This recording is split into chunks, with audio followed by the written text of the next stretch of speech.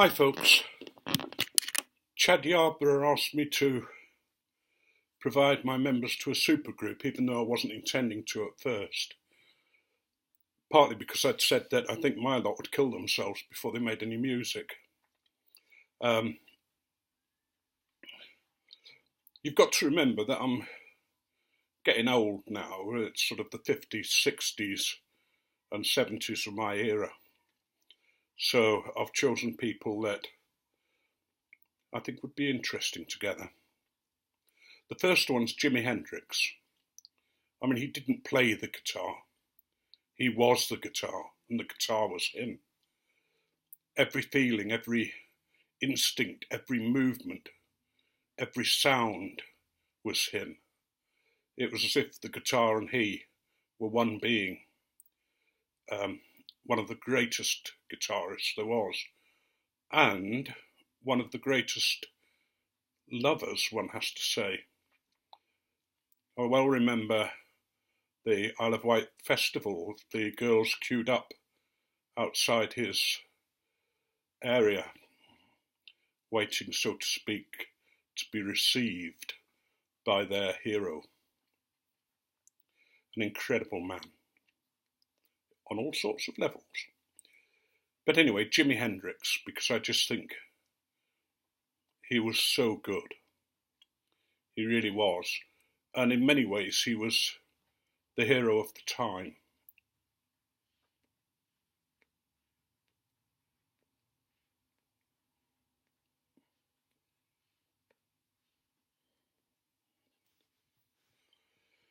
My next one is, on drums, Keith Moon of The Who. A good drummer, but prone, along with his mates, to wrecking hotel rooms, to throwing televisions out, and to doing all the things that pop groups did at that time.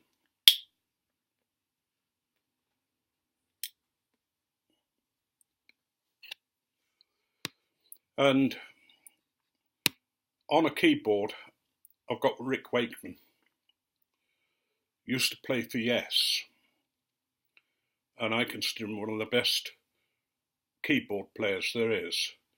And his son, Keith, is now playing for Yes and is a good keyboard player. I don't think he's quite up to the standard of his father, but that might be his father's stuff, just keeping his son in place, I don't know. But Rick Wakeman, still a great player, still producing music and keyboard stuff, and still doing the odd tour. And an incredible sense of humour, by the way.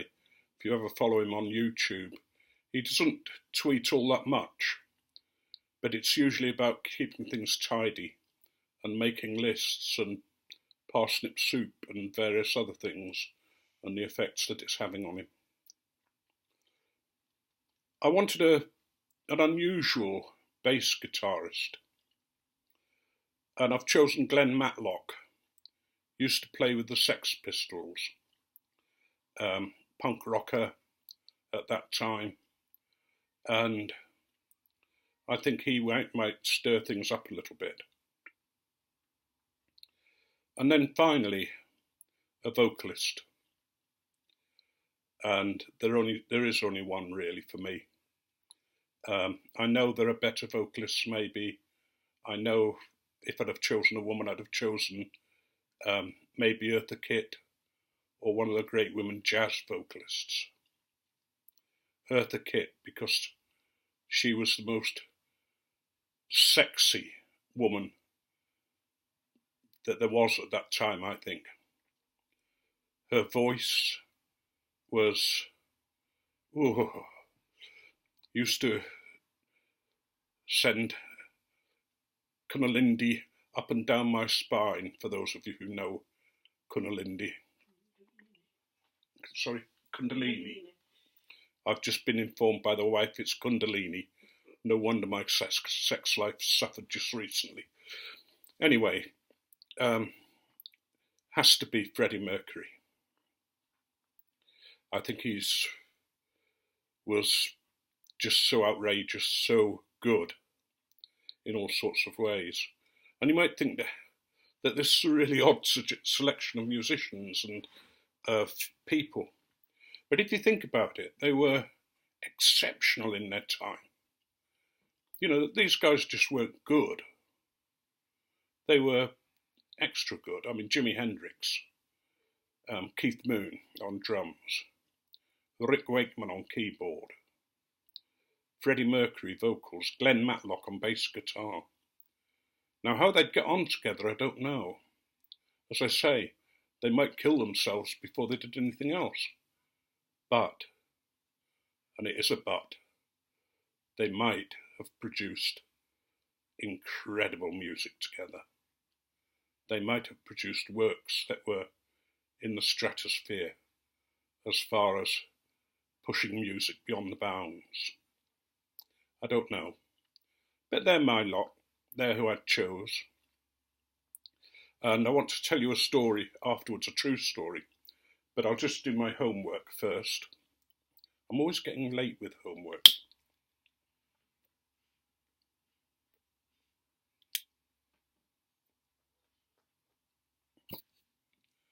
It's just like school. I'm smoking my Twisted Falcon with the white stem and a nice little bowl on it. Sorry, I've got to find out where my camera is. I love Falcons in some ways because they're so easy to change the bowl and you're off again.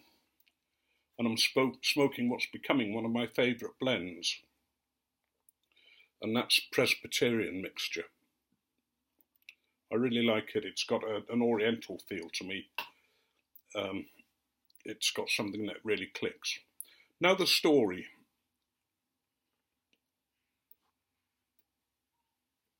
And I don't know whether this guy is listening or in, you know, wherever he is.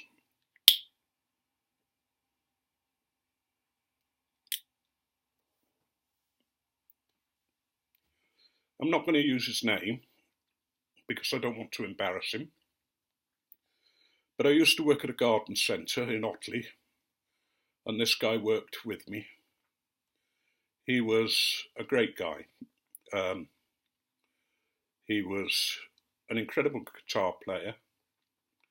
He was very unconventional, hair like Hendrix, but just a nice guy. And yes, the group were wanting new blood. And they were holding auditions, and he went all the way down from Yorkshire to London.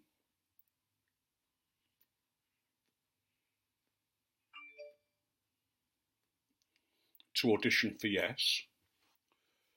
And he played with them for quite a while, you know, in the auditions, really enjoying himself,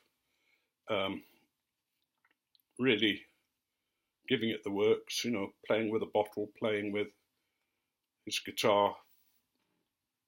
And they said, yeah, you know, we'd like you to join us.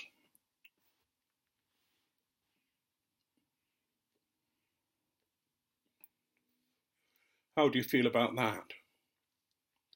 And he said, well, thank you very much. I've enjoyed playing with you, but nah, I think I'll go home. But, you know, he was good. The same man at his public school was doing that thing where you scrape away stuff to make letters. And his tutor was coming along and kept looking over his shoulder and making a bloody nuisance of himself, as they are wont to do. And the letters were appearing in different, you know, they weren't in a long line or anything like that, or in words. They were one here, one there, one there, one, you know. But in the end, at the last letter, the tutor looked over the guy's shoulder and read, "Why don't you go and fillet yourself?" Gives you the kind of, I suppose, idea of how I used to hang around with people when I was quite young, before I met my wife.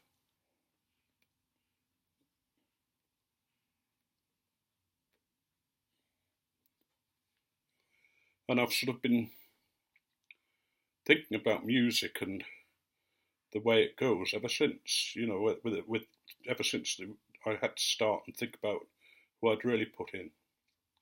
I wanted to put some other guys in, you know, Hank Marvin, the Shads, with that lovely Stratocaster sound. You know, he deserves recognition. Captain Beefheart, a very, very underrated performer. John Peel, I don't know whether you know him in the States, but he was a broadcaster, and he seemed to know every group, every new band, every one that was coming up. Thought very highly of Captain Beefheart, who always looked very eccentric, but had a lot to do with music and with the progression of it. And, you know, Les Chadwick, bass guitar, from Jerry and the Pacemakers. There are so many. We've got this incredible history in England, and I'm sure you have in the States, lots of people that I've never heard of, but who are brilliant. It's a good question. It's a good question, Chad, that's made us think a lot and maybe go back to our youths and the times when we were wild and free. Or for some of you who were not born during the 50s and 60s, you know, they used to say, if you can remember the 60s, you weren't there. And I can remember some of that as well. I might one day tell you the story about following a bus around town because I'd been given a certain substance and I'd fallen in love with the bus. So my friends thought it would be good to reunite me with my lover, and we drove for miles following this bus. But anyway, that's another story. Bye, folks.